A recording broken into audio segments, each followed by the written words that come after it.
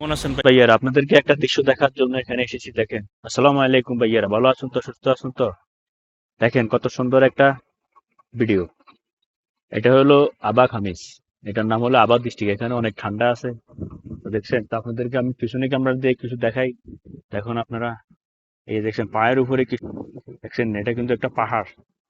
বুঝা গেছে? এই পাহাড়ের উপরে কিন্তু ঘরগুলো, ওই যে দেখছেন আরেকটা পাহাড়, আমি জুম করে দেখাইতেছি। এই দেখছেন, এটা কিন্তু পায়ের উপরে ঘরগুলো।